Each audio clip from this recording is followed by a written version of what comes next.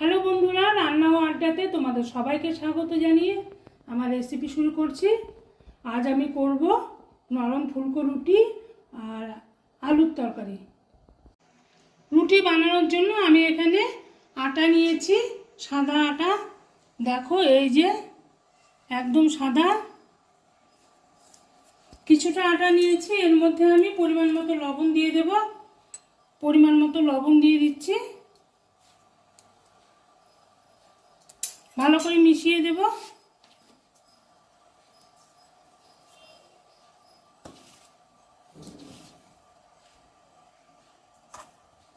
ভালো করে মিশিয়ে দিয়েছি। এদিকে প্যানে আমি জল বসিয়েছি, জলটা একদম ফুটে গেছে। ফুটন্ত জল দিয়ে আমি মাখবো। ফুটন্ত জল দিয়ে আটা মাখলে রুটিটা খুবই নরম হয়।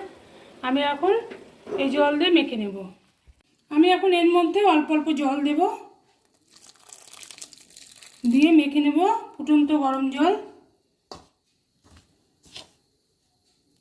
একবারে ঢেলে দেব না, তাহলে বেশি হয়ে যাবে। এভাবে আস্তে আস্তে আমি মেখে নেব।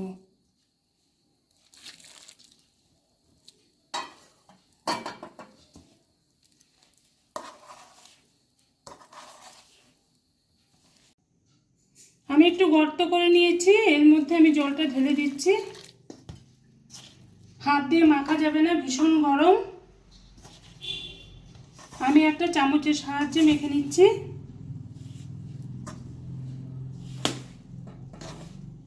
আর একটু জল লাগবে।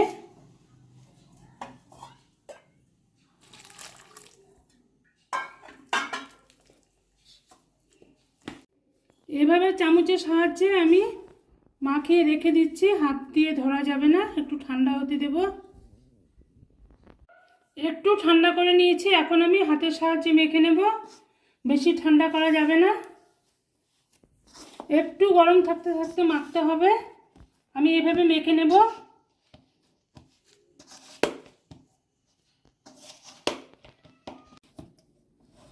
এভাবে চেপে চেপে মাখতে হবে, তাহলে রুটিটা নরম হবে।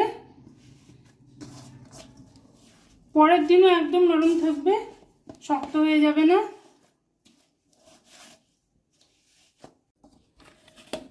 অনেকটা মাখা হয়ে গেছে, আর একটু মাখতে হবে। আটাটা গরম আছে, ভালো করে মাখতে পারছি না।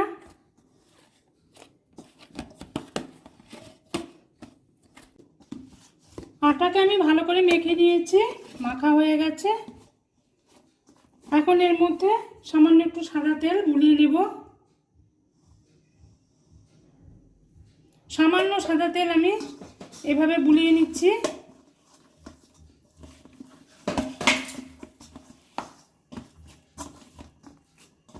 এটা এখন আমি রেখে দেব।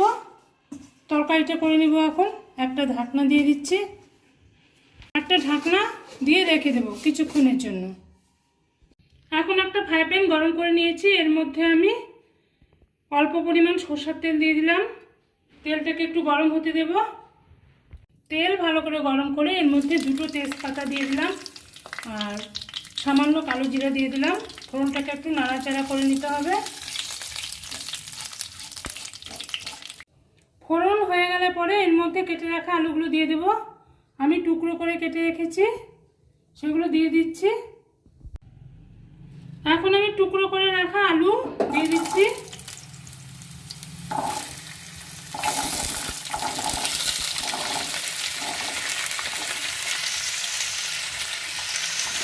এগুলোকে একটু ভাজা ভাজা করে নিতে হবে।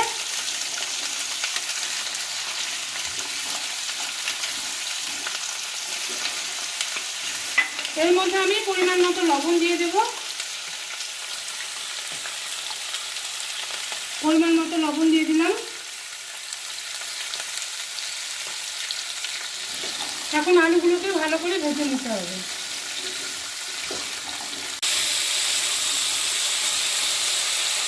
এর মধ্যে কয়েকটা কাঁচা লঙ্কা ছিঁড়ে রেখেছিলাম, সেগুলো দিয়ে দিচ্ছি। দিয়ে মিডিয়াম আছে আলুগুলোকে একটু লাল লাল করে ভাজতে হবে।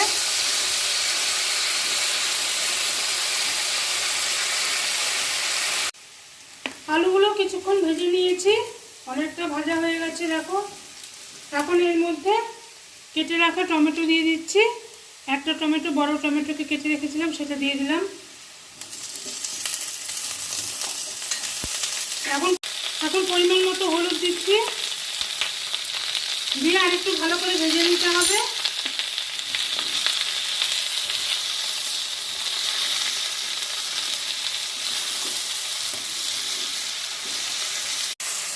আলুগুলো সুন্দর ভাজা হয়ে গেছে। এখন এর মধ্যে পরিমাণ মতো জল দেব, পরিমাণ মতো জল দিচ্ছি,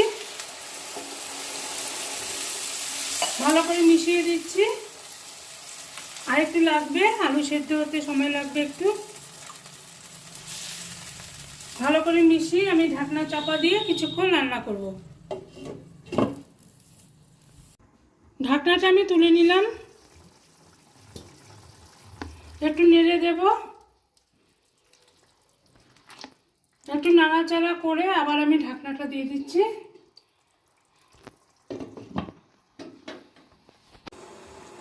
এবার আমি ঢাকনাটা আবার তুলে নিচ্ছি। দেখো একদম মাখো মাখো হয়ে গেছে। এখন আমি এটাকে নামিয়ে দেব। আমার আলুর তরকারি রেডি হয়ে গেছে, আলুটা ভালোভাবে সেদ্ধ হয়ে গেছে, আমি চেক করে নিয়েছি। এখন আমি গ্যাসটা অফ করে দিচ্ছি। আলুর তরকারিটা আমি ঢেলে দিচ্ছি। দেখো কি সুন্দর হয়েছে। রুটির তরকারি, পরোটার তরকারি খুব সুন্দর হয়েছে। লুচি দিয়েও খেতে পারবে, তোমরা ভাত দিয়েও খেতে পারবে।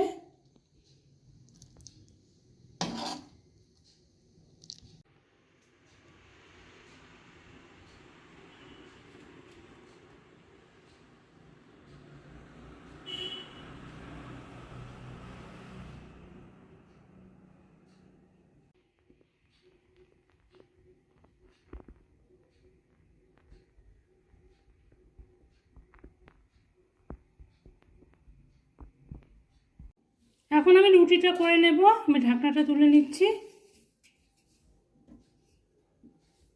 দেখো আটাটা কত নরম হয়েছে। আটা মাখাটা কিন্তু নরম করতে হবে, খুব নরম না আবার শক্তও না। আমি এর মধ্যে আর একটু সামান্য আটা দিয়ে একটু মেখে নেব। আবার এভাবে মেখে নিচ্ছি।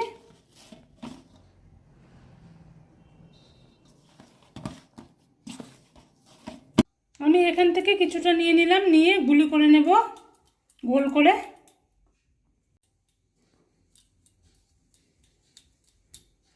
এই যে এইরকম গুলি করে নেব।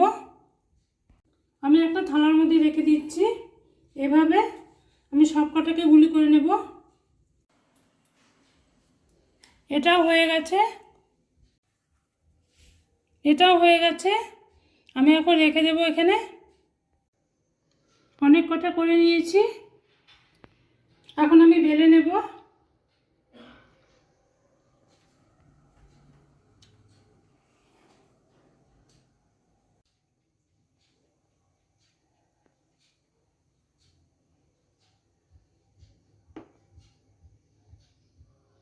এগুলো তোমাদের ভেজে দেখাচ্ছি, আর এটা ঢাকা দিয়ে রেখে দিচ্ছি।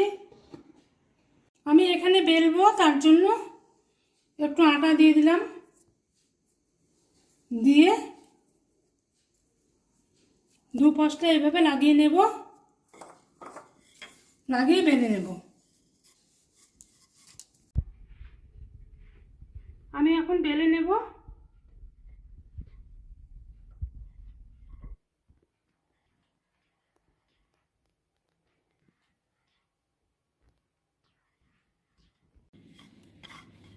এই রুটিটা বেলা হয়ে গেছে। এখন একটা থালা নিয়েছি, থালার মধ্যে আমি রুটিটা রেখে দিচ্ছি। আমি আরেকটা বেলে নিচ্ছি। এভাবে সবগুলো আমি বেলে নেব। মাখাটা একটু নরম হয়েছে, কিন্তু খেতে কিন্তু একদম নরম তুলতুলে হবে। পরের দিনও একদম নরম থাকবে।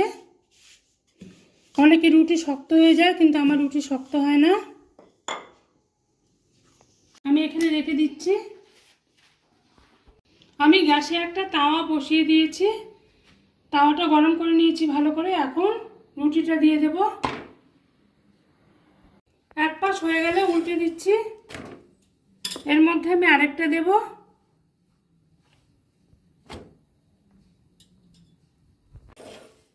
আবার উল্টে দিচ্ছি। এখন আর একটা দিয়ে দেব, 3টা করে ভাজবো আমি।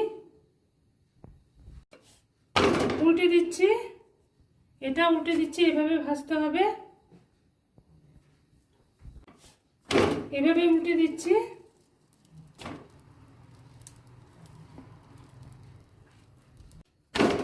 বেশি ভাজা যাবে না, হয়ে গেছে। এখন আমি সেঁকবো, আরেকটা সেঁকে নিচ্ছি।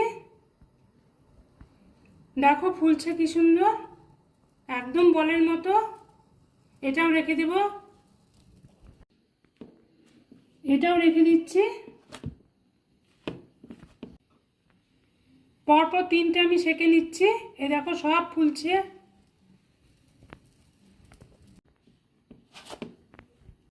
আবার আমি একটা একটা করে ভেজে নেব। এক পাশ হলে উল্টে দেব। আমি উল্টে দিলাম, এখন আরেকটা এর মধ্যে দিয়ে দেব। আবার উল্টে দিচ্ছি, এর মধ্যে আরেকটা দিয়ে দেব। তোমরা একটা একটা করেও করতে পারো, আমি 3টা করে করছি। এখন আমি সেঁকে নেব, উল্টে দেওয়া হয়ে গেছে।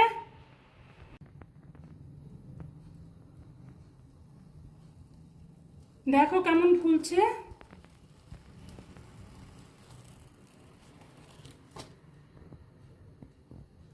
এটা হয়ে গেছে। এভাবে ঢেকে রেখে দিতে হবে, তাহলে নরম থাকবে রুটি।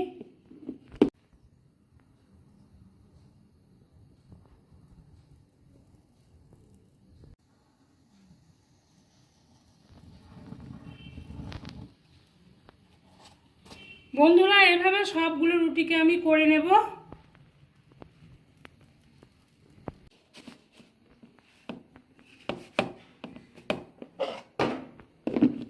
বন্ধুরা, রুটি আর আলুর তরকারি রান্নাটা হয়ে গেছে। এই দেখো কতটা নরম হয়েছে, তোমাদের আমি দেখাচ্ছি। একদম নরম, কালকেও নরম থাকবে, তারপরেও যদি থাকে তাও নরম থাকবে। তোমরা এইভাবে আমার মতো করে রান্না করবে, তাহলে এই দেখো সবগুলো রুটি নরম, একটা রুটিও শক্ত হয়নি। এই দেখো সব দেখাচ্ছি তোমাদের, খেতেও খুব ভালো লাগে। তোমরা অবশ্যই বাড়িতে এভাবে তৈরি করে খাবে আর আমার পাশে থাকবে। আর আমার চ্যানেলটিকে সাবস্ক্রাইব করো। কাল আবার দেখা হবে।